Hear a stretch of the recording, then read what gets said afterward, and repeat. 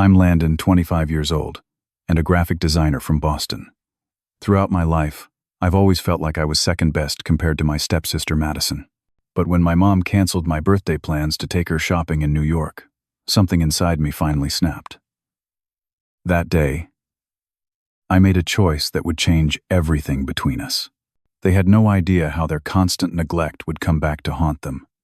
If you've ever felt invisible in your own family, drop your location in the comments and hit subscribe, because what happened next completely transformed my relationship with my mom forever. The earliest memory I have of feeling like an afterthought was when my parents divorced. I was 7 years old, sitting on our front porch with my Spider-Man backpack waiting for my dad to pick me up for the weekend. Mom stood in the doorway, arms crossed, checking her watch every few minutes. The call came 3 hours later. Dad wouldn't be coming. Not just that weekend, but possibly ever again.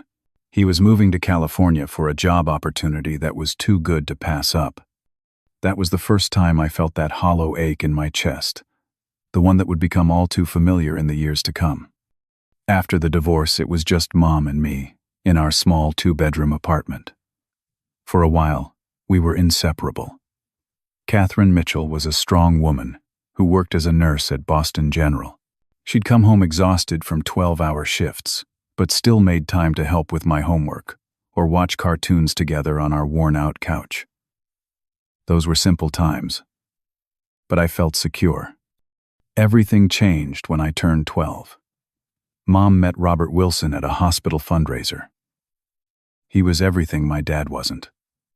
Reliable, successful, and completely enamored with my mother.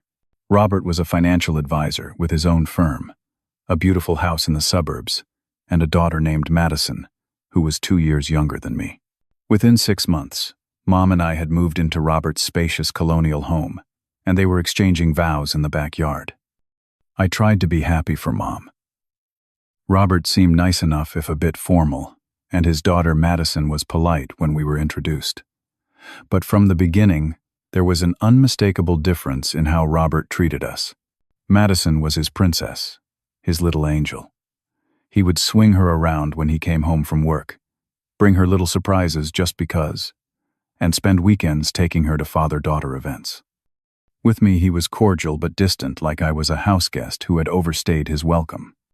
The pattern of favoritism was subtle at first. When Madison needed help with her science project, the entire family spent the weekend working on it. When I mentioned my art competition, Mom would say, "That's nice, honey," before changing the subject.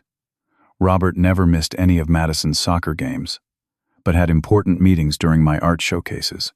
I told myself it made sense. She was his biological daughter after all. But Mom's behavior hurt more. I caught her once standing in Madison's doorway, watching her sleep with such tenderness. It made my throat tight. I couldn't remember the last time she'd looked at me that way.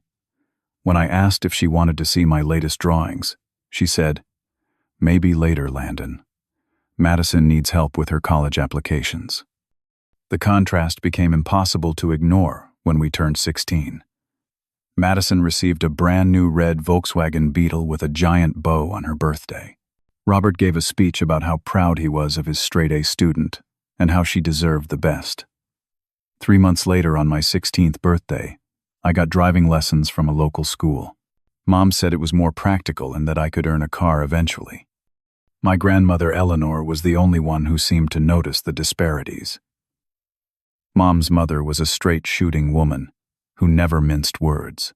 During one Sunday dinner, when Robert was lavishing praise on Madison for making the honor roll, Eleanor pointedly asked, "And Landon, how's that art scholarship application coming along?" The table fell silent before Robert muttered something about creative types and changed the subject.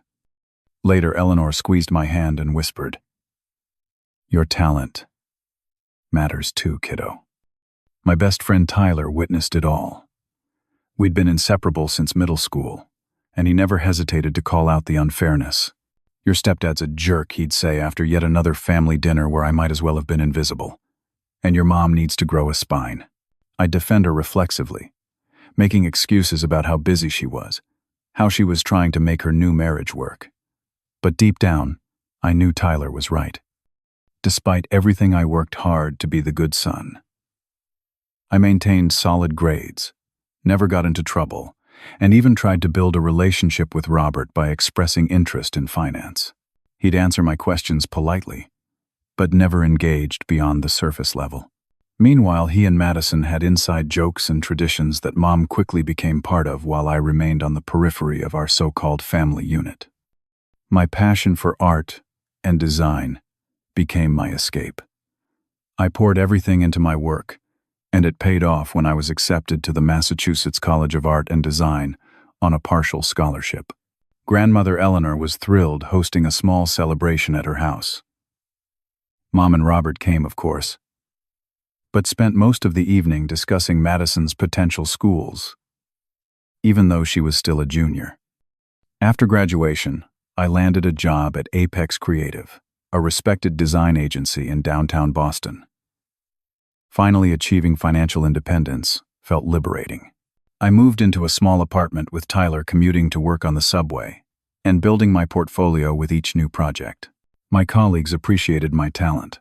My bosses recognized my dedication, but at family gatherings I was still just Landon who does something with computers. Despite my professional success, I still craved validation from my family. Every achievement was shared with Mom, in the hope that she'd finally see me. Sometimes I thought I caught glimpses of the pride I was searching for, but it was always fleeting, always overshadowed by whatever Madison was doing. The approach of my 25th birthday sparked a familiar hope. Mom had actually suggested we celebrate with dinner at Salvatore's, my favorite Italian restaurant. Just the three of us, she said, meaning her Robert and me. Madison was away at graduate school in New York, studying business like her father. For once, I would be the focus of their attention. I made the reservation 3 weeks in advance, requesting a quiet corner table. I even bought a new button-down shirt for the occasion. This birthday feels important somehow, I told Tyler, as we played video games in our apartment the weekend before. Maybe things are finally changing. Tyler looked skeptical, but supportive. I hope so, man. You deserve it. Little did I know that this birthday would indeed change everything, just not in the way I had imagined. The day before my birthday, I was in a meeting with clients when my phone vibrated with Mom's caller ID. I excused myself to take the call, thinking she wanted to confirm our dinner plans for the next evening. "Landon, honey." She began, her voice carrying that particular tone I'd come to recognize as her disappointment delivery voice. "Something's come up with Madison." My stomach instantly nodded. Of course it had. She just called. One of her graduate school professors got her an invitation to this exclusive shopping event in New York tomorrow. It's for emerging designers, very prestigious. Robert and I are going to drive down tonight to meet her. I pressed my back against the hallway wall, fighting to keep my voice steady. Tomorrow's my birthday dinner. We've had reservations at Salvatore's for weeks. "I know, sweetie, and I'm really sorry," Mom replied, not sounding particularly sorry at all. "But this is such an important opportunity for Madison. We can celebrate your birthday next weekend instead. How about Sunday brunch?" The casual way she discarded our plans felt like a physical blow. This wasn't some random dinner. This was my birthday, the one day a year I foolishly thought might actually be about me. "The reservation is at 7, I said, as if this logistical detail might somehow change her mind. "I can't cancel this late without a penalty." "Then, go with Tyler," she suggested brightly. "We'll pay for it, of course. Consider it part of your gift." Part of my gift. As if having dinner with my mother and stepfather had been the actual gift all along and not something that should be a normal occurrence in a healthy family. "Fine," I said flatly. "Have fun in New York." "We will. I'll bring you something back. Love you, honey." The call ended, and I stood there in the hallway of my office building feeling hollow. I completed my client meeting on autopilot, nodding and smiling as if my insides weren't collapsing. When I told Tyler what happened, his reaction was immediate and visceral. "Are you kidding me? They canceled your birthday dinner for a shopping trip. What kind of mother does that?" His face was flushed with indignation on my behalf. "The kind who has Madison for a daughter, apparently," I replied, aiming for humor, but landing somewhere closer to bitterness. "You should call her back and tell her exactly how messed up this is," Tyler insisted. "Stand up for yourself, man." But I couldn't. Years of conditioning had taught me that my feelings were secondary, that making waves would only result in being labeled difficult or selfish. So I shrugged and suggested we order pizza instead of going to Salvatore's. Tyler reluctantly agreed, but made me promise we'd at least go out for drinks after work on my actual birthday. That evening, my phone rang again. This time it was my grandmother Eleanor. "Happy almost birthday, kiddo," she said warmly. "I hear Catherine and Robert are off to New York with the princess." So she knew. Of course she did. "Yeah, some shopping event," I confirmed, trying to keep the hurt from my voice. "Ridiculous," Eleanor said flatly. "Absolutely ridiculous. Listen, I'm taking you to lunch tomorrow. That new place on Newberry Street you mentioned. My treat, no arguments." That night I scrolled through Instagram before bed. A mistake. There was Madison posing outside her New York apartment with Mom and Robert, all smiles with the caption, "Fashion Weekend begins." So lucky to have the parents in town for this exclusive event, blessed family time. The timestamp showed they'd arrived hours ago. They must have left immediately after Mom called me. Not even a text message to wish me an early happy birthday. My actual birthday dawned bright and clear. Grandmother Eleanor met me for lunch. As promised, presenting me with a vintage art book I'd admired in a shop window months ago. She'd remembered. We talked about my work, my apartment, my goals for the year ahead. Not once did she mention Mom, Robert, or Madison, and I was grateful for that mercy. "You're making your own way, Landon," she said as we parted. "On your own terms. I'm proud of you for that." Tyler took me for drinks after work. A few colleagues joined buying rounds and telling embarrassing stories. It was fun, genuinely fun. But beneath it all was the knowledge that my own mother couldn't be bothered to be present. Back at my apartment, I opened my social media again to find more photos from New York. Madison, trying on designer clothes. Mom and Madison getting manicures. The three of them at a rooftop restaurant with the city skyline behind them. Still no birthday wishes from any of them. At 11:30 that night, just as I was getting ready for bed, my phone finally lit up with a text from Mom, "Happy birthday. Landon, hope you had a wonderful day. We'll celebrate when we get back. Madison says hi too. Love you." An afterthought. A box checked just in time to technically not have forgotten. I sat on the edge of my bed, phone in hand, and felt something shift inside me. All these years I'd been chasing their approval, making excuses for their behavior, telling myself that someday I'd earn enough of their love to be a priority. But in that moment, with that pathetic excuse for a birthday wish illuminating my dark bedroom, I realized a devastating truth. Nothing I ever did would be enough. I would always be secondary. I would always be the one whose needs and feelings could be postponed, ignored, or forgotten. "Enough," I whispered to my empty room. "I'm done." The morning after my birthday, I woke up with unusual clarity. The hurt was still there, a familiar weight in my chest, but alongside it was something new, a sense of resolution. For 25 years, I'd been trying to win a game that was rigged from the start. It was time to stop playing. I picked up my phone and methodically removed my family from my social media accounts. Not dramatically unfriending or blocking them, just quietly adjusting my privacy settings so they'd no longer have a window into my life. Next, I set up a new email address for work and personal correspondence, keeping the old one active but muted for family communications. Small changes invisible to them for now, but significant for me.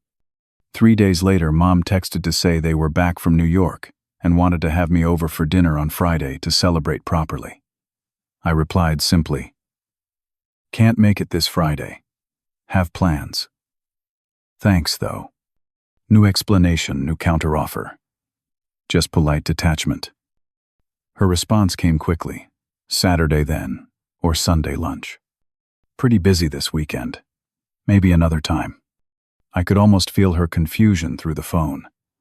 In the past, I would have rearranged my entire schedule to accommodate any rare invitation from them. But not anymore. "Is everything okay?" she asked. "Everything's fine," I texted back. "Just busy with work." That wasn't entirely a lie. I had thrown myself into my projects at Apex Creative, volunteering for additional responsibilities, and staying late to perfect my designs. My creative director had noticed complimenting my initiative during our weekly team meeting. I'd also applied for a lead position on a new campaign for a major sportswear company, something I would normally have mentioned to Mom, seeking that elusive approval. Beyond work, I began restructuring my social life. I joined a weekend hiking group through a local outdoor store, meeting people who shared my interest in nature photography. I reconnected with college friends I'd lost touch with, scheduling regular get-togethers. I started taking cooking classes on Thursday evenings, something I'd always wanted to do but had put off in favor of being available for the rare family gathering. The only family member I maintained regular contact with was grandmother Eleanor. We continued our weekly lunches, and when she asked about my sudden distance from Catherine and Robert, I was honest. "I'm focusing on myself right now." I explained over soup and sandwiches, building the life I want, instead of waiting for their approval. Eleanor studied me for a long moment before nodding. "It's about time," she said simply. "Just don't cut your mother off completely. She doesn't understand what she's doing." "I'm not cutting her off," I clarified. "I'm just not chasing her anymore." 2 weeks passed before Mom seemed to truly notice the change. Her texts became more frequent, her tone more concerned. "We haven't seen you in ages, Landon. Everything okay? Robert was asking about you yesterday. When can you come over? Madison's coming home next weekend. Family barbecue on Sunday." Each time I responded politely but vaguely, offering neither explanations nor commitments. Part of me felt guilty, knowing she was confused by my sudden unavailability. But a stronger part recognized that this guilt had been weaponized against me for years, keeping me tethered to a family dynamic that caused me pain. Madison's reaction was more direct. She called me one evening, her tone accusatory. "Mom says you're avoiding family dinners. What's going on with you?" "Nothing's going on," I replied calmly. "I'm just busy with my own life. Too busy for family. That's kind of selfish, don't you think?" The irony was so thick I almost laughed. "I don't think it's selfish to prioritize my career and friendships. That's what you do, isn't it?" Her brief silence told me my point had landed. "This isn't like you, Landon," she finally said, her voice softer. "Mom's worried. She doesn't need to worry. I'm fine." After I hung up, I felt a strange mixture of emotions. Guilt, certainly, but also a surprising sense of power. For once, I wasn't the one anxiously seeking connection. I wasn't the one wondering why I wasn't enough.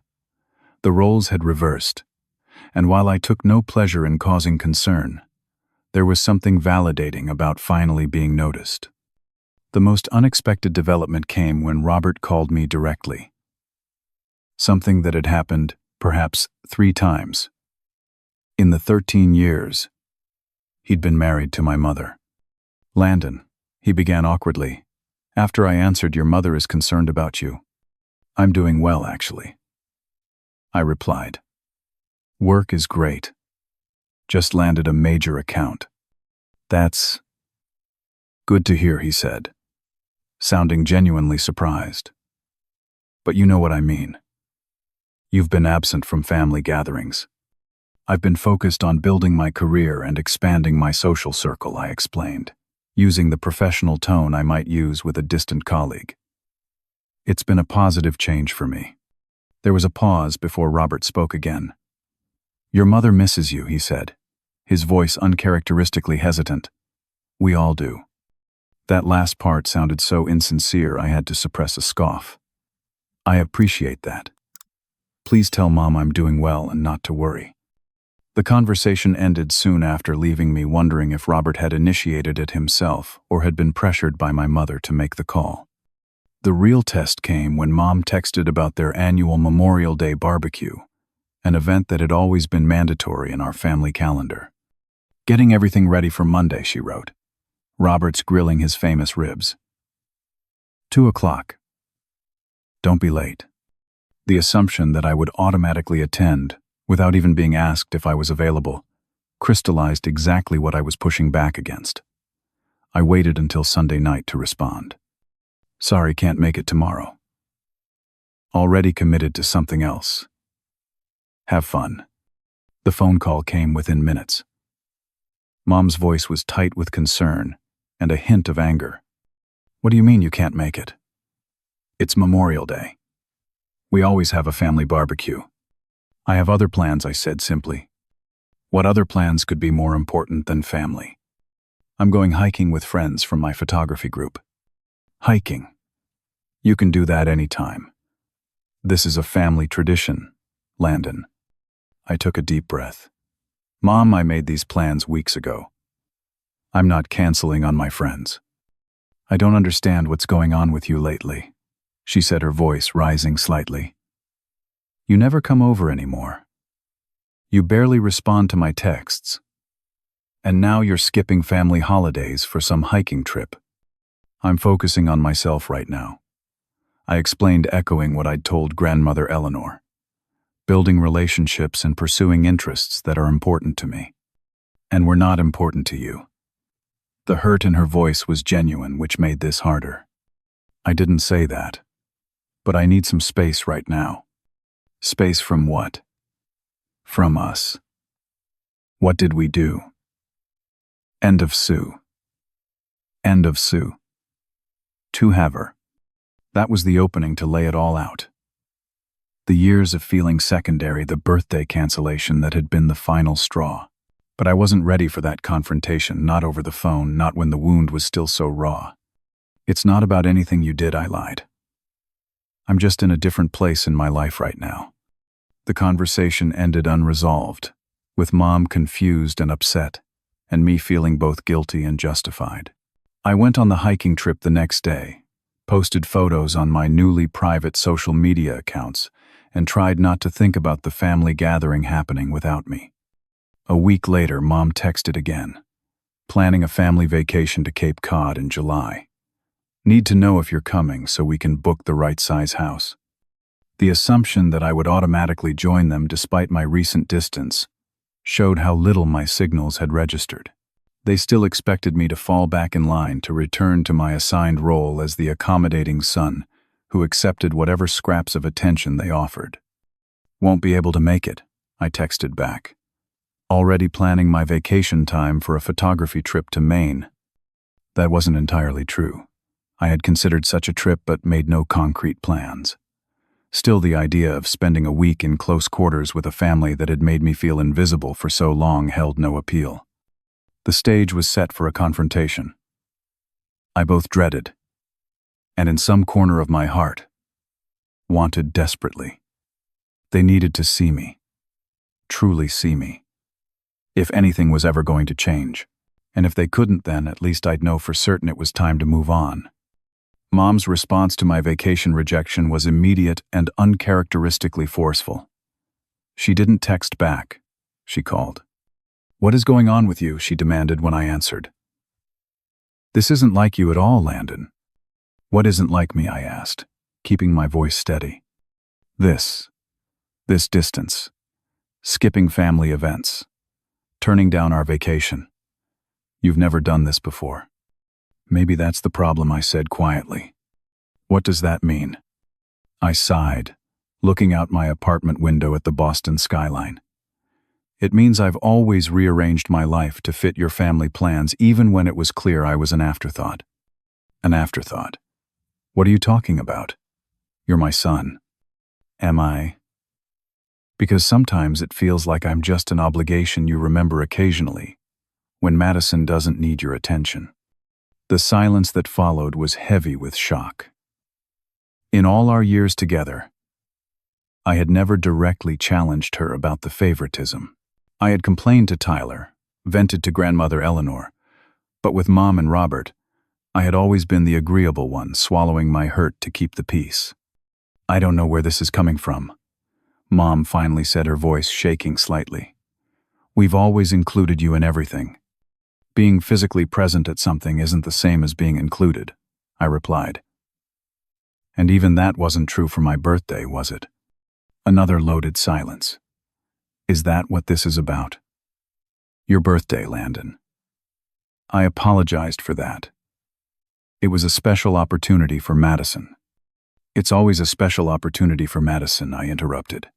And my needs always come second, or third, or not at all. That's not fair. Mom protested, but her voice lacked conviction. Isn't it? When was the last time you canceled plans with Madison to do something important for me? When she didn't answer, I knew I had hit home. But instead of pressing my advantage, I suddenly felt exhausted. This wasn't how I wanted this conversation to happen. Over the phone, with emotions running high. "Look, I don't want to argue," I said. "I'm just making choices that are healthy for me right now. By cutting yourself off from your family." "How is that healthy?" "I haven't cut myself off. I'm just not dropping everything whenever you decide to include me in your plans with your real family." The words hung between us, razor sharp and exposed. "Robert and Madison are your family too," she said softly. "Are they?" Because it's never felt that way. I ended the call soon after, promising to think about the vacation, but knowing my decision was firm. Within an hour, Madison was calling me. "What is wrong with you?" she demanded without preamble. "Mom's upset. She's been crying." The guilt stabbed at me, but I pushed it aside. "I'm sorry she's upset, but this is between me and Mom." "It's about the family," Madison insisted. "Which includes me. You're trying to hurt Mom because you're jealous of me." It's pathetic. Her accusation sparked anger that had been simmering for years. Jealous. You think this is about jealousy? Obviously. You've always resented the attention I get. It's not my fault you chose a career drawing pictures instead of doing something impressive. That was it. The familiar dismissal of my work, my passions, my choices, always framed as somehow lesser than Madison's conventional path of business school and corporate ambitions. "This conversation is over," I said flatly. "You have no idea what you're talking about." I hung up and blocked her number. A temporary measure, to give myself space to cool down. But the confrontation I had been avoiding was now inevitable. My withdrawal had forced them to notice me, but not in the way I had hoped. Instead of reflection, they had responded with defensiveness and attacks. Unexpectedly, it was grandmother Eleanor who accelerated matters. After hearing about the phone calls from both sides, she invited the entire family to dinner at her house, something she rarely did due to her arthritis, making hosting difficult. "It's time to clear the air," she told me, when I initially resisted the idea. "I've kept quiet about this situation for too long. They need to hear the truth. And you need to say it." The dinner was set for the following Saturday. I arrived early to help Eleanor set up my stomach in knots. She squeezed my hand reassuringly. "Stand your ground, kiddo," she said. "But remember, healing is the goal here, not revenge." Mom, Robert, and Madison arrived together, creating an immediate visual of the family unit I had always felt excluded from. Dinner began with tense small talk about weather and Eleanor's garden. It wasn't until dessert that my grandmother cleared her throat pointedly. "So, Catherine," she said to my mother, "have you figured out why Landon has been keeping his distance?" Mom's fork clattered against her plate. "Mom, please. This isn't the time." "If not now," when Eleanor interrupted. "That boy has been feeling like a second-class citizen in his own family for years, and none of you have noticed. Or worse, you noticed and didn't care. That's not true. Mom protested, looking to me with hurt eyes. Landon, tell her that's not true. All eyes turned to me. This was the moment. The confrontation I had both dreaded and needed. I took a deep breath. It is true, I said quietly. It's been true since you married Robert. Robert's face flushed. Now wait a minute. No, you wait, I said, surprising, even myself with my firmness. For 13 years I've watched you treat Madison like she hung the moon, while barely acknowledging my existence. And Mom, you've let it happen. Worse, you've participated in it. That's ridiculous, Madison interjected. Mom loves you. We all do. Love isn't just a word, Madison, I replied. It's actions. It's choices. It's who you prioritize when conflicts arise. And in this family, I have never been the priority. That's not fair, Mom, said, tears welling in her eyes. I've always loved you. Both equally. Equally, I echoed. Was it equal when you canceled my birthday dinner, the one day a year that was supposed to be about me, to take Madison shopping? Was it equal when you spent thousands on her sweet 16 party but forgot to buy cake for mine? Was it equal when you rescheduled my high school graduation celebration because Robert had tickets to take Madison to a concert? Each example landed like a physical blow. Mom's face crumpled. Robert looked away uncomfortably, and Madison sat in stunned silence. You're overreacting about one birthday, Mom finally said defensively. Everyone has to make sacrifices sometimes. Madison's opportunity was important for her future. It's never been about one birthday, I said, my voice steady, despite the emotion churning inside me. It's been a pattern for 13 years. Every holiday centered around Madison's preferences. Every family photo where I'm positioned at the edge like an afterthought. Every conversation redirected to Madison's achievements, while mine are treated as cute hobbies. I never meant to make you feel that way, Mom whispered. Maybe not consciously, I acknowledged, but that doesn't change the reality of how it felt to grow up as the extra person in your new perfect family. Robert, who had been uncharacteristically quiet, finally spoke. Landon, I know we've had our differences, but I've never intentionally excluded you. Intentions aren't enough, I replied. And let's be honest, you've never tried to build a real relationship with me. I was just Catherine's baggage, something you tolerated to get what you wanted. That's not true, he insisted, but his eyes couldn't meet mine. Isn't it you've never once asked about my career with genuine interest? You've never sought my company without Mom arranging it. Madison has been to your office hundreds of times. How many times have you invited me? His silence was answer enough. Madison, who had been watching this exchange with growing distress, suddenly stood up. This isn't fair. You're attacking us for loving each other. I never asked to be treated differently than you. I'm not blaming you for being loved, I clarified. I'm pointing out that in this family, love has never been distributed equally, and after 25 years of trying to earn my share, I've realized it's never going to happen. So I've stopped trying. The table fell silent. Eleanor reached over to pat my hand, a quiet show of support that nearly broke my composure. So that's it, Mom asked, tearfully. You're just done with us. I'm done pretending this is a healthy dynamic, I corrected. I'm done rearranging my life to accommodate people who wouldn't do the same for me. I'm done feeling like an outsider in what's supposed to be my family. What do you want from us? Robert asked, his businessman's instinct seeking a solution, a negotiation. I don't know, I admitted honestly. I just know I can't keep doing what we've been doing. The dinner ended awkwardly with no resolution. I hugged grandmother Eleanor goodbye, thanking her for creating the space for this conversation. Difficult as it had been. Mom tried to embrace me, but I stepped back, not ready for that physical connection when the emotional wounds were still so raw. Madison avoided my eyes entirely. Robert shook my hand formally, as if we were concluding a business meeting rather than a family implosion. Walking to my car alone, I felt a complex mixture of liberation and grief. The truth was finally out there, spoken aloud after years of silent suffering. But whether that truth would lead to healing or permanent estrangement remained to be seen. The next few weeks were quiet. No calls from Mom, no texts from Madison, no awkward invitations to family events. I had wanted space, and now I had it. A vast, echoing emptiness, where even the pain of being overlooked had at least been some form of connection. I threw myself into work, earning praise from the creative director when our team won the sportswear campaign.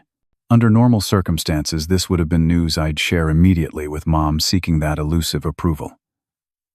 Instead, I celebrated with my team, and later with Tyler and my hiking friends.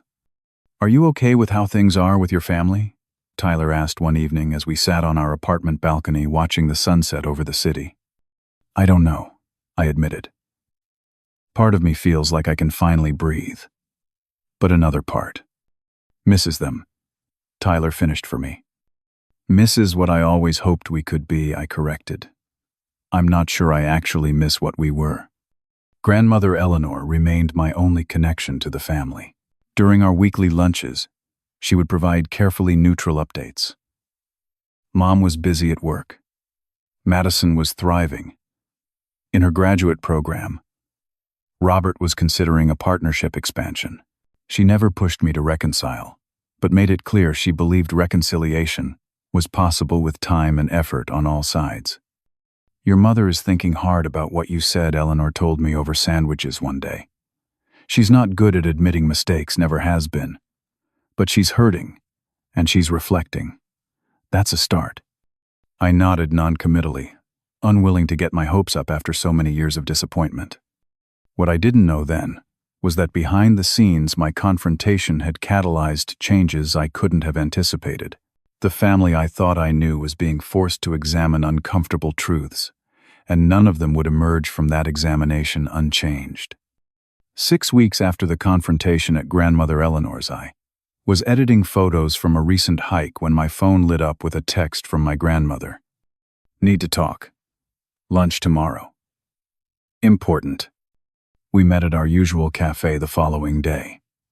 Eleanor looked more serious than usual, stirring her tea with deliberate focus before meeting my eyes. "Your mother and Robert had a huge fight," she began without preamble. "About you. About how you've been treated in the family." I set down my sandwich, appetite suddenly gone. "How do you know?" Catherine called me in tears afterward. "She's been staying with me for the past 3 nights. This was unexpected. In 13 years of marriage, I had never known Mom and Robert to have a serious conflict. She had always accommodated his preferences, adjusted to his expectations. "What happened?" I asked, unsure how to feel about this development. According to Catherine, they were discussing the Cape Cod vacation, and Robert made some comment about how it would be more relaxing without you there. She said something in him just snapped. She started listing all the times Robert had prioritized Madison over you, all the events he'd skipped, all the achievements he'd dismissed. I tried to imagine my conflict-avoidant mother confronting her husband, and couldn't quite picture it. Robert apparently got defensive, accused her of being a hypocrite. Things escalated from there. He brought up your birthday dinner cancellation, said it was her idea, not his. She denied it. It was ugly. And Madison? I asked, thinking of my stepsister, who had always been the center of their shared attention. "That's the interesting part," Eleanor said, leaning forward. "Madison has been asking questions. According to your mother, she's been reflecting on the family dynamic since our dinner.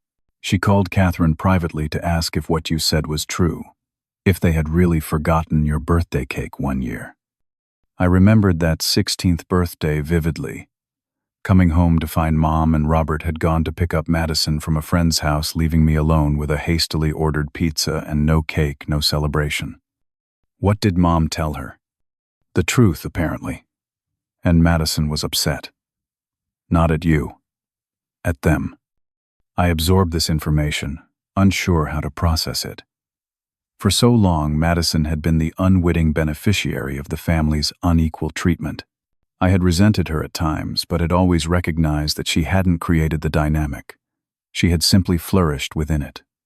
"Catherine wants to see you," Eleanor continued. "Alone. No Robert, no Madison."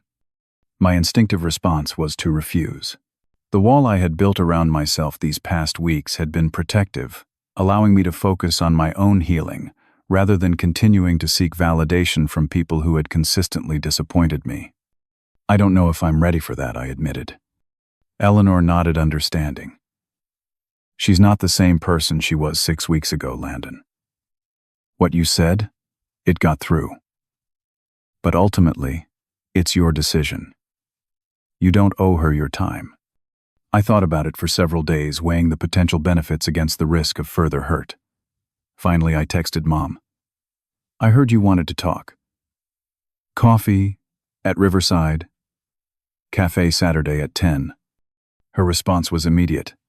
"I'll be there." "Thank you, Landon." Saturday morning found me at the cafe 20 minutes early. Anxiety making it impossible to sit still at home. I chose a table in the corner, ordered a black coffee, and waited rehearsing what I might say, how I would maintain boundaries, while still being open to whatever this conversation might bring. Mom arrived precisely at 10, looking both familiar and somehow different. Her hair was shorter than I remembered, her expression more tentative. She spotted me and walked over hesitating, before sitting down. "Thank you for meeting me," she began, hands wrapped around her purse strap. "Eleanor said you wanted to talk." I replied neutrally. "Yes." She took a deep breath. "First, I want to say I'm sorry for your birthday. For every time I made you feel less important than Madison. For not seeing what was happening in our family." The apology seemed genuine, but years of disappointment had made me wary. "Mom, one conversation isn't going to fix this." "I know that," she said quickly. "I don't expect it to.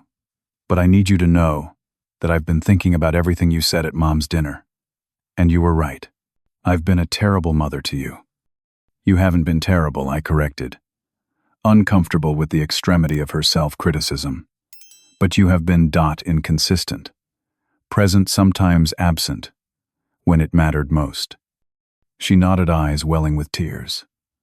"When I married Robert, I was so focused on making the new marriage work, on helping Madison adjust, that I think I took you for granted. You were always so self-sufficient, so understanding. I leaned on that, took advantage of it. This was more insight than Mom had ever shown before. Still, I remained cautious. It wasn't just about Madison adjusting," I pointed out. "Even years later, when she was fully integrated into the family, I was still the outsider. Every holiday, every vacation, every family photo, all centered around her preferences, her schedule, her needs." "You're right," Mom acknowledged. "And that's on me. Not on Madison, not even entirely on Robert. I'm your mother. I should have protected your place in the family, advocated for you when you were overlooked. Instead, I participated in it." We sat in silence for a moment, the weight of her admission hanging between us. "What changed?" I finally asked. "Why now, after all these years? When you pulled away?" She paused, collecting herself. "It was like suddenly seeing a photo negative of our family. All the spaces where you should have been but weren't. All the times we excluded you became glaringly obvious once you stopped trying to be included." She reached across the table, not quite touching me, but extending her hand in a gesture of connection. "And then there was what Eleanor said, about you feeling like a second-class citizen in your own family. That broke my heart because I knew immediately it was true." "And Robert?" I asked, curious about the man who had been my stepfather for 13 years without ever truly becoming a father figure. Mom's expression tightened slightly. "Robert and I are working through things. He doesn't see the situation the same way I do. He thinks you're being oversensitive." Of course he did. That had always been Robert's approach to emotional complexity, dismissal wrapped in vague psychoanalysis. But I disagree with him. Mom continued firmly, and I told him so. For the first time in our marriage, I'm standing my ground on something important, instead of compromising, to keep the peace. This was new. Mom challenging Robert, directly prioritizing her relationship with me over marital harmony. I wasn't sure I fully believed it would last, but the effort itself was meaningful. What happens now? I asked. Still unsure where this conversation was leading. That's up to you, she replied. I'd like to try to rebuild our relationship, just you and me. Regular time together without Robert or Madison. I want to get to know the man you've become, the life you've built that I've been too distracted to fully see. The simplicity of her request, time together, attention, genuine interest, was both appealing and painful. These were the basic elements of a mother-son relationship that should have been fundamental but had somehow become luxuries I couldn't count on. I can't promise anything, I said cautiously. I've spent years being disappointed, Mom. It's going to take time for me to trust that this change is real and lasting. I understand, she said, and I believed she did. I'm not asking for immediate forgiveness, or for things to go back to how they were.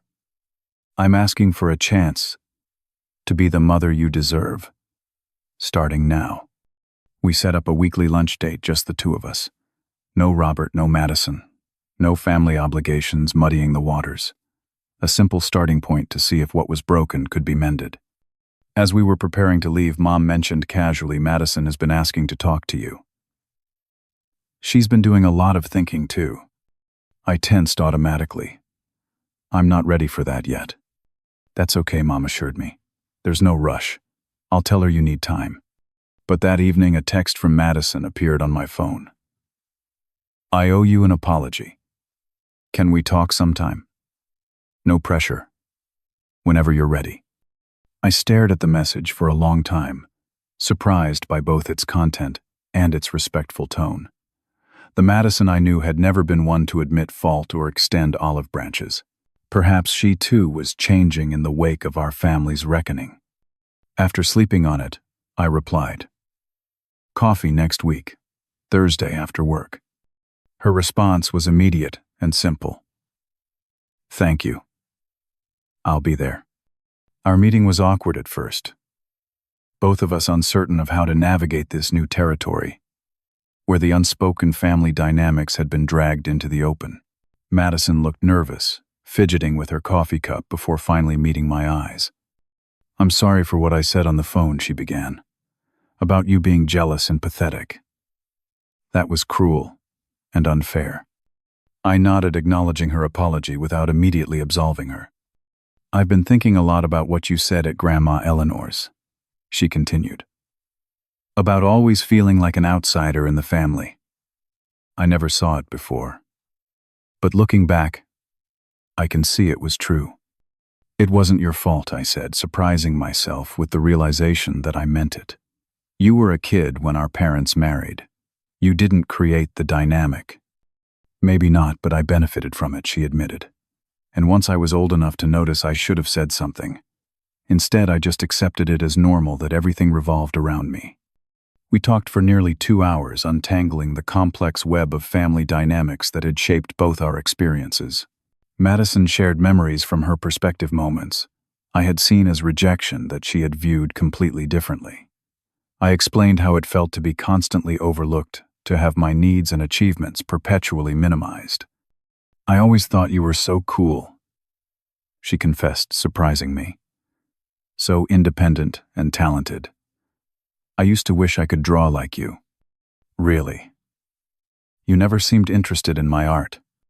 Dad always changed the subject when it came up, she said, using Dad to refer to Robert as she always had. So I learned not to mention it. But I have one of your drawings from college framed in my apartment. The cityscape you did for that competition. This revelation was startling. Madison had noticed and valued my work all along, but family patterns had prevented her from expressing it. As we prepared to leave, she asked hesitantly, do you think we could ever have a real sibling relationship? Not just putting up with each other at family events, but actually being in each other's lives. The question touched something in me I hadn't fully acknowledged. Beneath my resentment of the favoritism Madison had received was a genuine wish that we could have been true siblings rather than awkward cohabitants of a fractured family system. "I'd like to try," I said honestly. "But it would have to be something we build ourselves, not something forced on us by Mom and Robert." She smiled, relieved. "I'd like that too." As I walked home that evening, I felt cautiously hopeful. The conversations with Mom and Madison hadn't magically erased years of hurt, but they had opened doors I thought were permanently closed. We were talking, really talking, for perhaps the first time. The thought of my upcoming birthday, still months away, flitted through my mind. Would things be different this time? It was too soon to tell, but for the first time in years, I allowed myself to hope that they might be. My delayed birthday celebration took place on a Sunday evening in late June, nearly 2 months after my actual birthday. Mom had made reservations at Salvatore's, the same restaurant where we had originally planned to celebrate, and insisted on arranging everything herself. "Let me do this for you," she had said during one of our weekly lunches. "I know it doesn't make up for missing your actual birthday, but it would mean a lot to me to try to make it right." I had agreed cautiously, still wary of getting my hopes up. When I arrived at the restaurant, I was surprised to find not just Mom waiting, but Robert and Madison as well, all seated at a corner table with a small wrapped gift placed at what was clearly my spot. "Is this okay?" Mom asked anxiously as I approached, clearly worried I might be upset by their presence. "I should have asked first if you wanted them here." "It's fine," I said, and was mildly surprised to realize I meant it. Our individual conversations over the past weeks had laid groundwork that made this group gathering feel less threatening than it would have before. The dinner began with an undeniable awkwardness. Robert seemed stiff, unsure of how to interact with me now that our family's unspoken hierarchy had been challenged. Madison was quieter than usual, watching the dynamics between all of us with new awareness. Then Mom cleared her throat and stood up slightly, raising her wine glass. "Before we eat, I want to say something." She turned to face me directly. "Landon, I owe you an apology. Not just for missing your birthday, but for years of not seeing you, truly seeing you, as the amazing person you are. I've been a thoughtless mother in many ways, and I'm deeply sorry for the pain that caused you." The public nature of her apology, right there in the restaurant in front of Robert and Madison, gave it a weight that a private conversation could not have achieved. She was acknowledging her failure not just to me, but to our entire family unit. Robert shifted uncomfortably before adding, "I also want to apologize, Landon. I've never made a real effort to know you or include you as a true member of the family. That was wrong of me." His words seemed rehearsed, but not insincere. I got the sense that this admission cost him something in terms of pride, which made it more meaningful. Madison simply reached over and squeezed my hand briefly. "Happy belated birthday, big brother." The dinner wasn't magical. Years of established patterns couldn't disappear in one evening, but there were moments. Mom asking detailed questions about my latest work project, Robert mentioning a client who might need design services, Madison showing genuine interest in my photography hobby. That felt like the first tentative steps toward something healthier. After that evening, small but significant changes began to appear in our family interactions. Mom maintained our weekly lunches without fail, even rescheduling important work meetings rather than canceling on me. Robert sent occasional emails with articles about design or photography he thought might interest me. Awkward attempts at connection, but genuine ones. Madison and I began meeting for coffee every few weeks, slowly building a relationship based on who we were as adults rather than the roles we'd been assigned as teenagers. My professional life continued to flourish during this period of personal growth. The sportswear campaign I had led won an industry award, leading to a promotion at Apex Creative. I was now managing a small team of junior designers, a role that challenged me to grow beyond my technical skills into leadership. When I shared news of my promotion with Mom during lunch, her reaction was everything I had always hoped for but rarely received. Genuine pride-specific questions about what the new role entailed, and a suggestion that we celebrate properly. not as an afterthought or with divided attention, but as a primary event worthy of recognition. It was around this time that I met Jessica, a photographer who sometimes worked with our agency on campaigns. We connected immediately over shared creative interests and began dating casually, at first, then more seriously, as we discovered deeper compatibility. The first time I brought Jessica to a family dinner was a test of sorts. Would they make an effort to welcome someone important to me, or would old patterns reassert themselves? To my pleasant surprise, they rose to the occasion. Mom had clearly put thought into the menu, asking beforehand about Jessica's preferences. Robert engaged her in conversation about her photography business, offering actually useful connections rather than dismissive comments. Madison went out of her way to make Jessica feel included, sharing family stories that painted me in a positive light, rather than the embarrassing anecdotes siblings typically deploy. Watching Jessica being warmly welcomed into a family gathering that actually felt like a family for once, I caught grandmother Eleanor's eye across the table. She gave me a small, knowing smile that seemed to say, "See, change is possible." Not every interaction was perfect, of course. There were still moments when old dynamics threatened to resurface, times when Robert would unconsciously center conversations around Madison's achievements, or when Mom would make plans assuming everyone would adjust their schedules to accommodate. The difference now was that these instances were recognized sometimes in the moment, sometimes after the fact, and addressed rather than ignored. During one particularly tense dinner, when Robert had spent 20 minutes discussing Madison's graduate program without showing any interest in my work, Mom actually interrupted him. "Robert, we've heard a lot about Madison's project. I'd like to hear about the new campaign Landon's team is working on." The table had fallen silent, all of us momentarily stunned by this direct challenge to the established order. Then Robert had nodded, turning to me with visible effort to shift his attention. "Yes, what is your team working on, Landon?" It was during this period of cautious rebuilding that Madison surprised me with a suggestion that revealed how much she had been reflecting on our family dynamics. "I think we should try family therapy," she proposed during one of our coffee meetings. Not just individual conversations where we might all be saying different things, but a space where we can work on this together with someone guiding the process.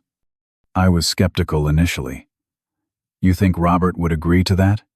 "He's already agreed, actually," she said. "Mom, too. We've all been talking about it separately, and we all want to try."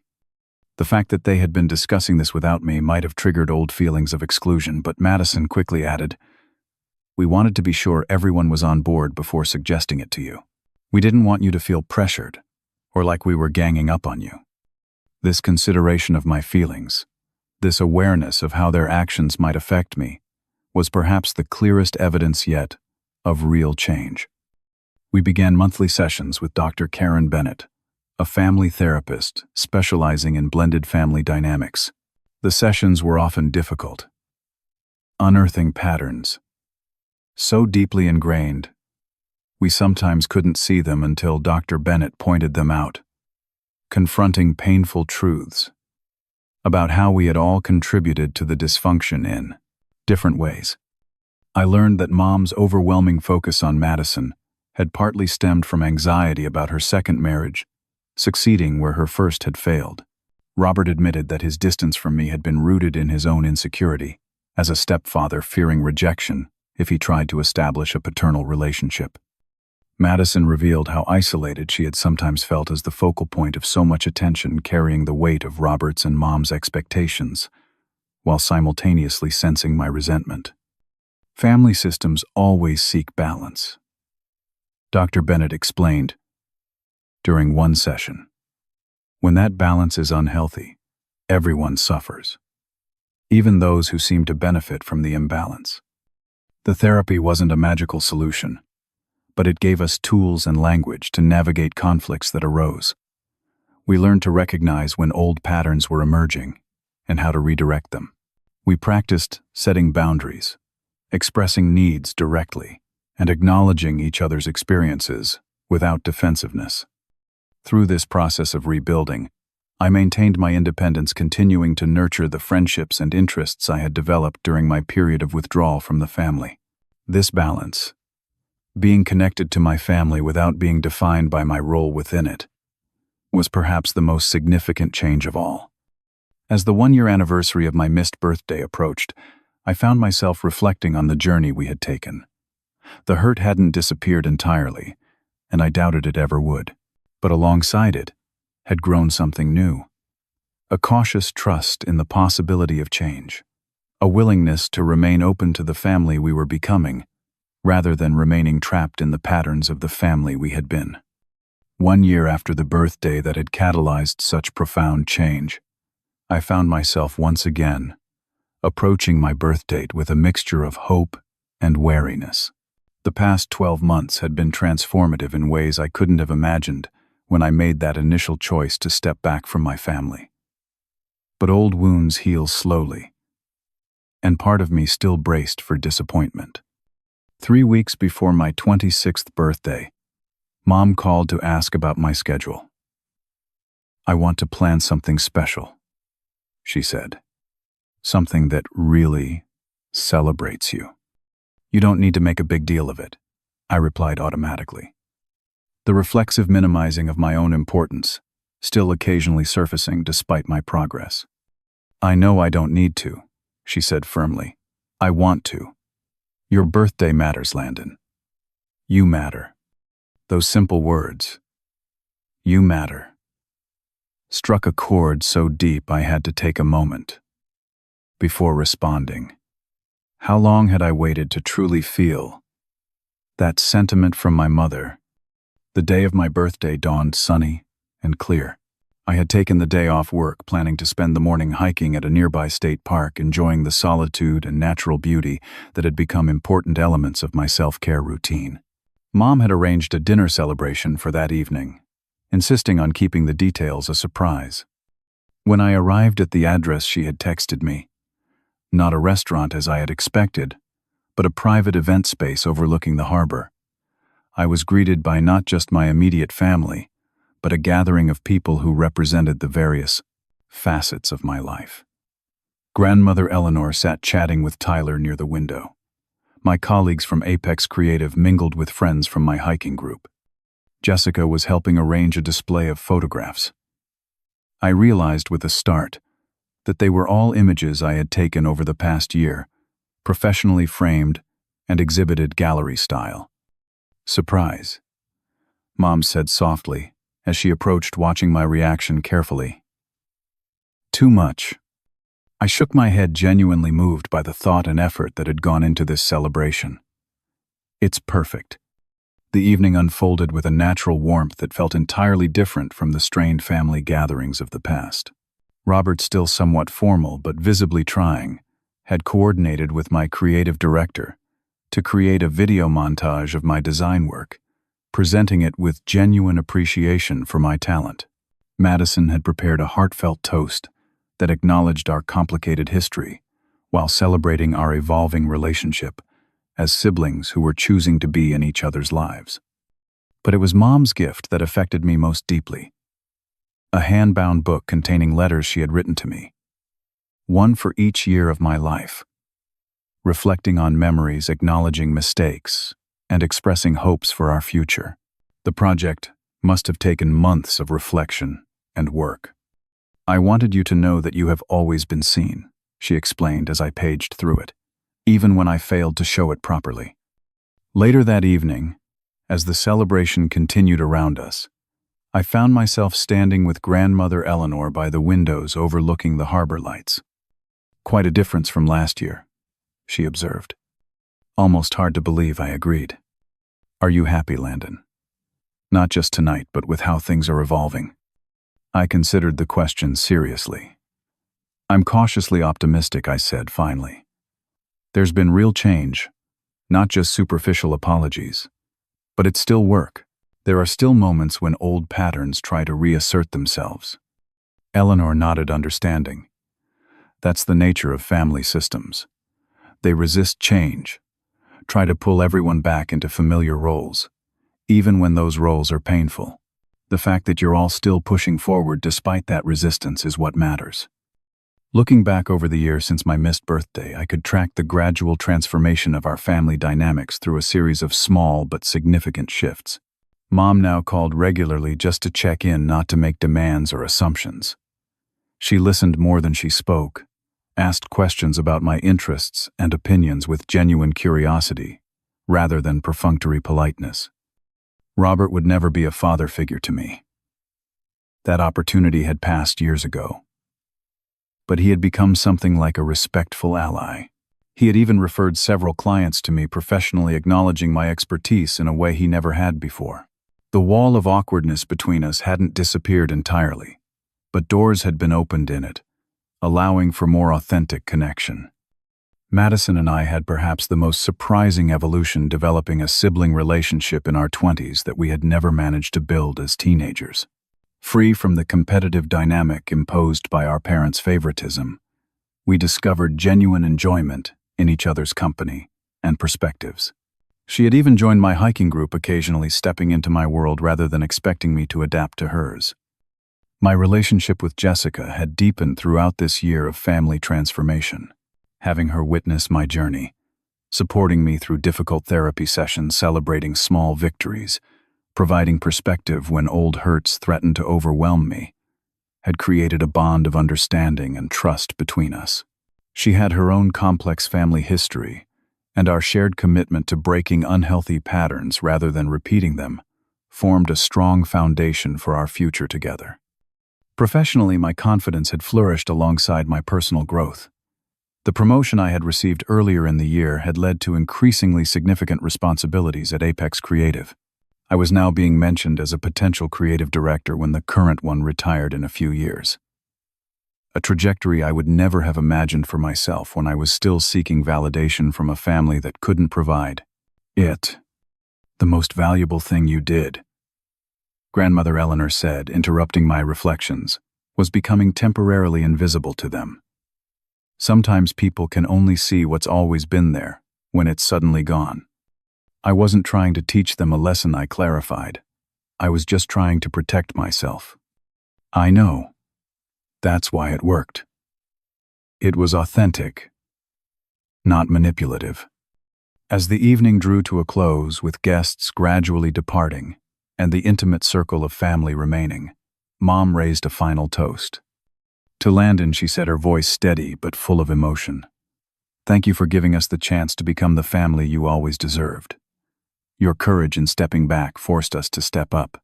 I'm sorry it took so long, but I'm grateful every day that it's not too late.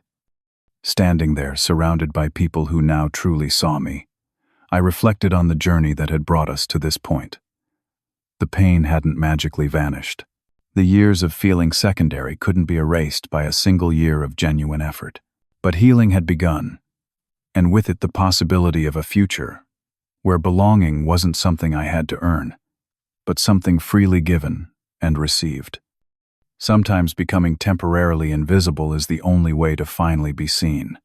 Sometimes stepping back is the only way to create space for others to step forward. And sometimes the family we need isn't the one we're born into or the one we're brought into, but the one we all choose to build together day by day with honesty, effort, and love.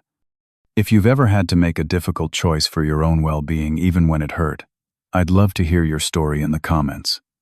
Was there a moment when you had to step back from someone you loved to protect yourself? Did they eventually understand? Or are you still waiting for that recognition? Please like this video if it resonated with you. Subscribe if you want to.